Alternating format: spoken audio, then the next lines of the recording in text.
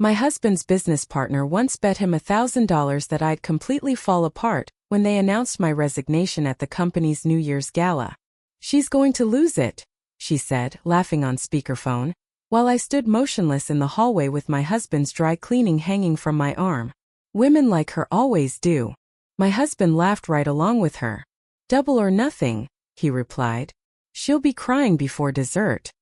That conversation happened on December 27th, 4 days before the gala. 4 days before I stood on that stage, smiled politely, thanked everyone for the opportunity, and handed my husband an envelope so devastating his lawyer quit the very next morning. Before we go any further, I want to say thank you for being here. If you believe no woman should ever be blindsided by someone who swore to protect her, go ahead and hit subscribe. It's free, and it helps us reach people who need strategy, not just sympathy. Now let's keep going. This story didn't begin in that hallway. It started 3 years earlier, with champagne flutes clinking and big promises floating around a conference room overlooking downtown Chicago. My husband, Derek, had just landed the biggest client of his career.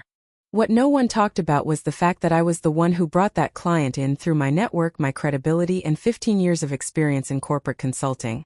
When Derek suggested we merge our firms and our lives, it felt inevitable, almost poetic. I said yes to the business and yes to the marriage. That first year felt perfect. We were true equals, partners in every sense of the word. My name was on the door beside his. My signature carried the same authority. Somewhere in the second year, though, things started to change so slowly I barely noticed it happening. "I'll handle the Henderson account," he'd say. "You focus on the creative stuff." The creative stuff. That's what he began calling my strategic work, the same work that had built nearly half our client base. I told myself he was helping. I convinced myself he saw something I didn't. So I adjusted. I accommodated. Without realizing it, I started shrinking to make him feel bigger. By the third year, my name was still on the door, but my voice was gone from the boardroom. Derek spoke for both of us in meetings. He introduced me to clients as his wife who helped with operations. Helped. Like an assistant. Like I hadn't built a 7-figure consultancy long before I ever met him. His business partner, Greg, only made things worse. At dinners, they'd joke about letting their wives think they were in charge. Greg's wife would smile stiffly and refill her wine. I'd change the subject and pretend I hadn't heard them, but I heard everything. I always did. One night, as I sat at the kitchen table reviewing quarterly reports, Derek swirled his scotch and said, "You'd be lost without me. This business works because I close the deals. You just keep things organized." I looked up from my laptop. "I brought in 40% of our revenue last year," I said calmly. He smiled, the kind of smile that makes you feel stupid for stating facts. "Sure," he said. "But who actually sealed those contracts?" He kissed my forehead and walked away. I stayed there, staring at a spreadsheet I'd built from scratch while the cursor blinked back at me. That's when something hardened in my chest. After that, I started paying attention, really paying attention, to the way he cut me off mid-sentence in meetings, to how he took my proposals and reframed them as collaborative ideas he'd improved, to the constant little comments that felt harmless on their own but, together, drained me dry. "You're overthinking again," he'd say whenever I pushed back. "This is why I handle the big picture." The big picture, as if I couldn't see past my own nose. As if 20 years of experience meant less than his confidence. I didn't confront him. I tried that early in our marriage and learned it only made things worse. He had a gift for turning my concerns into proof that I was unstable. "You're stressed. You're paranoid. Maybe you should talk to someone about these mood swings." So I stopped talking, and I started watching, discovering the affair was almost dull. A text notification popped up on his iPad while he was in the shower. A name I didn't recognize. A row of heart emojis. I didn't gasp. I didn't cry. I took screenshots, emailed them to a private account, and placed the iPad back exactly where it had been. Then I made dinner and asked about his day like nothing had happened. Over the next few months, I built a quiet archive. Hotel receipts tucked into jacket pockets. Late-night client calls that always went to the same number. A perfume sample in his gym bag, one I'd never worn. Each piece went into a cloud folder he didn't know existed. I labeled it Tax Documents 2019. He never looked at anything that old. Still, proof of an affair wasn't enough. In our state, infidelity barely mattered in divorce court. What I needed was leverage. Something solid enough to protect everything I'd built before he could tear it apart. That's when I reread our partnership agreement. The one we'd signed 3 years earlier in that champagne-soaked conference room. Derek had written it himself, proud of how clever he thought he was. Too proud to hire a real attorney. I'd signed it on our wedding day, swept up in the romance of combining everything. But reading it now with clear eyes, I noticed what he'd missed. A clause about decision-making authority during dissolution. A clause granting the person who initiated separation a 72-hour window to restructure asset allocation. He'd written it assuming he'd always be in control. It never crossed his mind that I'd be the one to use it. I took the document to my sister Rachel, a lawyer in Boston who had never trusted Derek. She read it 3 times before looking up at me with an expression I couldn't quite place. "He handed you the keys to the castle," she said slowly. "And he doesn't even realize there's a door." We spent weeks preparing. Every asset cataloged. Every shared account documented. My premarital contributions calculated down to the penny. Rachel brought in 2 more attorneys who specialized in corporate dissolution. Together, they built a strategy so tight Derek's future lawyers wouldn't have a single angle to attack. I hid everything in plain sight. Legal folders sat in my desk drawer, labeled with boring titles like vendor contracts and insurance renewals. Derek never went through my things. He never imagined I had anything worth finding. While all of this was happening, I kept playing the part Derek had already assigned me. I managed his calendar. I laughed at his jokes. I nodded politely while he explained concepts I'd taught him years earlier. He settled into my compliance, mistaking my quiet for defeat. What he didn't realize was that I'd stopped arguing because I no longer needed his approval. The New Year's Gala was Derek's idea. He wanted a big flashy celebration to cap off what he called the company's best year yet. A year built largely on a client I personally managed while he spent afternoons golfing with Greg. That night, he planned to announce a restructuring. A gentle word for forcing me out of the business I helped create. They were going to offer me a symbolic consulting role, a title without authority, while he and Greg took full control. I found out by accident. Derek left his laptop open when he stepped into the other room to take a call. An email from Greg sat right there on the screen. Subject line: Operation Fresh Start. I read the whole thing in under 30 seconds. The announcement. The timeline. Even scripted responses for clients who might ask questions. Near the bottom, one line made my stomach drop. "She'll be upset, but she'll accept it. She always does. She always does." For words that summed up how little he knew me, and how little he'd ever tried to. I closed the laptop and walked into the kitchen. I made a cup of tea. I sat in the breakfast nook and watched snow drift past the window. And something settled inside me. Not anger. Not exactly. It was colder than that. Cleaner. Quiet certainty. He wanted to announce changes at the gala. Fine. So would I. The next 4 days were the calmest I'd had in years. I finalized everything with Rachel. I set documents to file automatically at midnight on January 1st, triggering the dissolution clause before Derek even knew what was happening. I chose my dress for the gala. A deep emerald green Derek once said made me look too serious. I had my hair done. I got a manicure. I felt like a woman preparing for battle. Armor polished. Sword sharpened. The night of the gala, the ballroom glowed with fairy lights and champagne flutes. 300 people filled the room. Clients, colleagues, and industry friends who'd watched our company grow. Derek worked the crowd like he owned the place, which I suppose he thought he did. Greg trailed behind him, laughing too loud, slapping backs, glowing with the confidence of a man who'd never faced consequences. I moved through the room separately. I accepted compliments on my dress. I made small talk about holiday plans. Several clients pulled me aside to thank me personally for my work on their accounts. I smiled and tucked their words away like receipts, proof that my contributions weren't invisible, no matter how hard Derek tried to erase them. At 10:30, Derek tapped his fork against his glass. The room quieted. He stood at the front with Greg beside him, both wearing matching smiles that made my skin crawl. "Thank you all for being here tonight," Derek said, his voice smooth and rehearsed. "This has been an incredible year for the firm. and we wanted to celebrate the people who made it possible. He paused for applause. But as we head into the new year, we're making some changes, strategic realignments to position us for even greater growth. I watched from the middle of the crowd, a glass of sparkling water in my hand, my expression carefully neutral.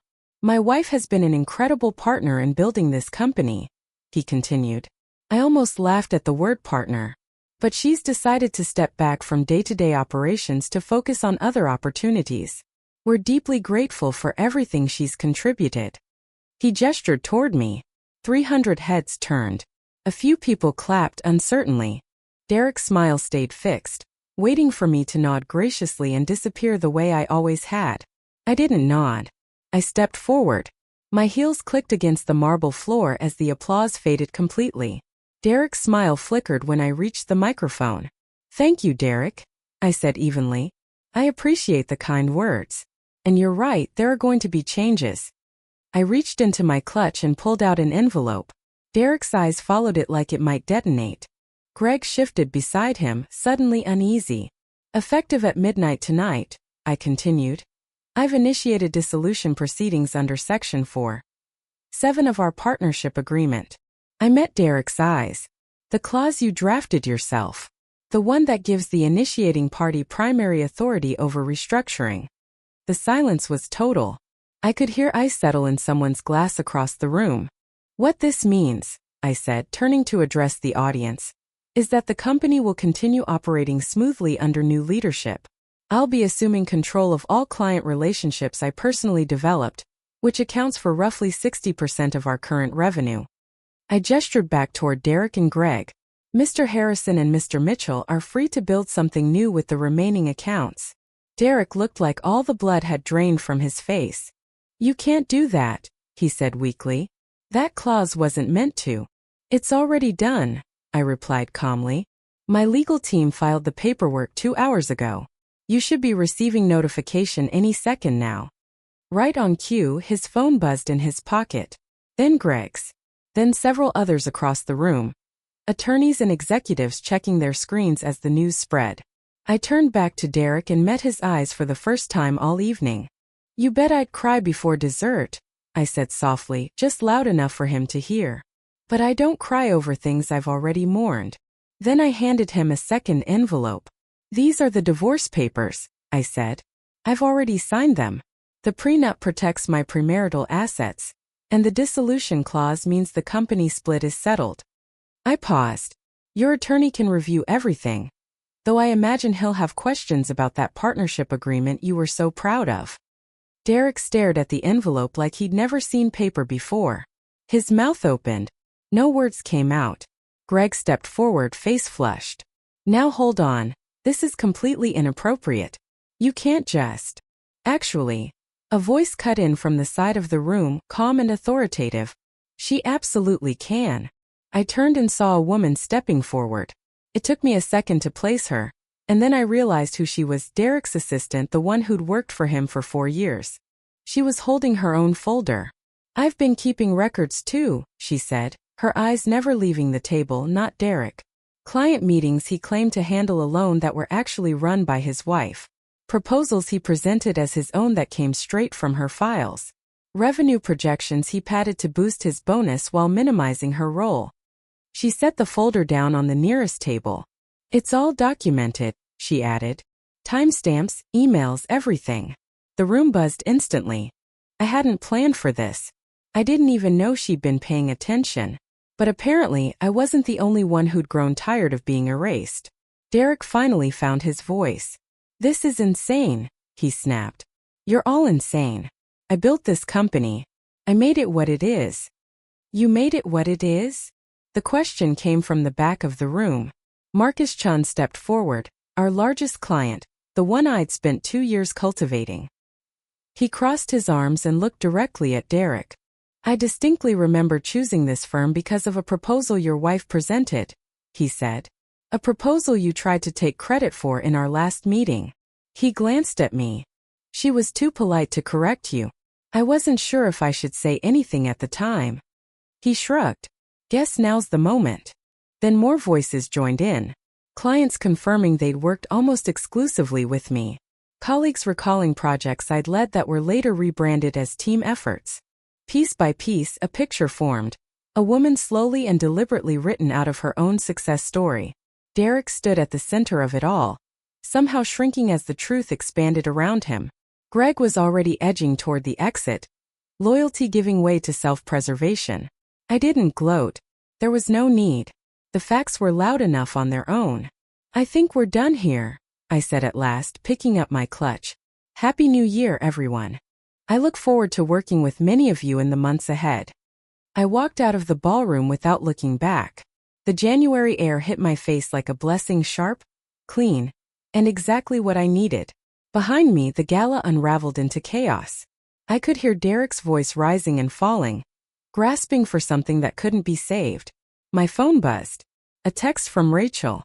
"Documents filed. It's done. Congratulations, sis."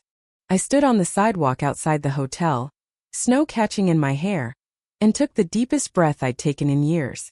Everything moved fast after that. By January 3rd, Derek's attorney reached out to mine, but there wasn't much to discuss. The partnership agreement was airtight, the prenup held, and the evidence of his affair, submitted as supporting documentation, erased whatever sympathy he hoped to claim.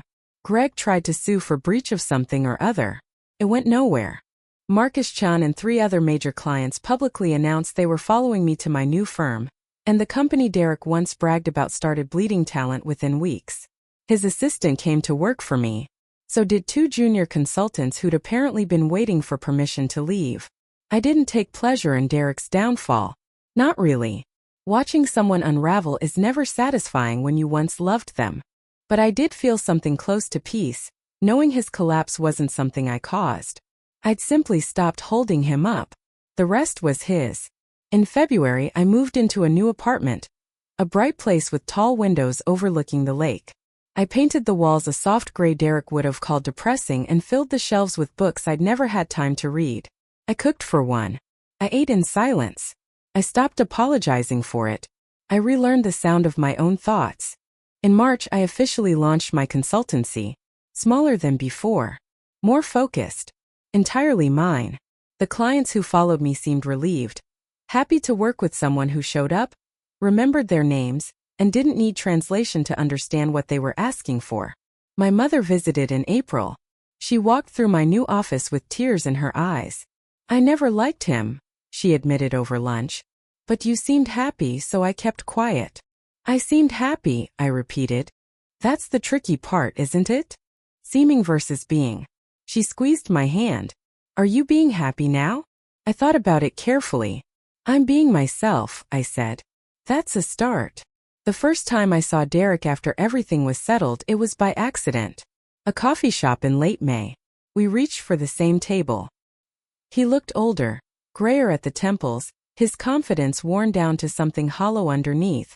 "You didn't have to destroy everything," he said quietly. I set my cup down. "I didn't destroy anything," I told him.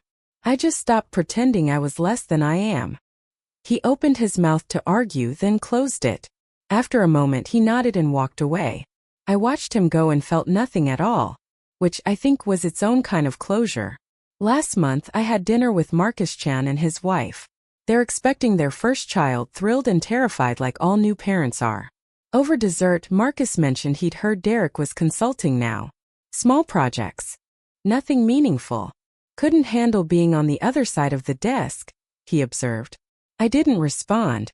What was there to say? Some people define themselves by what they can take from others.